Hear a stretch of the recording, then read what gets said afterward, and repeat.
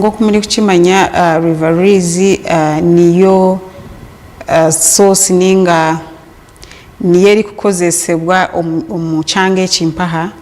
nimanya ne supplying over districts 12 turi kutandikira bweju tukahikarakai hari mu districts 12 nimwe hari mu za Bushenyi hari mu za Ntungamo hari mu Rakai hari mu Chotera hari mu Chiruhura hari mu Rengo up to Rakai all the districts zona ni River Rizi could supplying. So risk assessment ningashi echakozigwe kiri kwereka emyaka kwire kandi cyereka ngo twatagizire kitwakora omwaka gw'2025 demand ningashi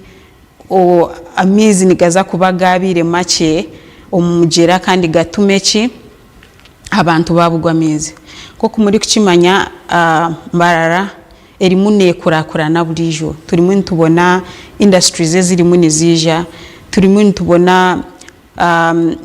abantu bari muni batekaho ebizimbe ebihango amahoteli enchi and abo bantu bona ninga abantu bona all the stakeholders nibetenga mizi so haliho competition yamani turimo ni competing each day that passes ninga bulizobe riri kurabaho so nitwetenga kuga protecting so ku halibaho gakabura nitwija kitakabaho nitwija kufune kizibu cyango cyamani and in any case tine tukabasa kubo tine mizi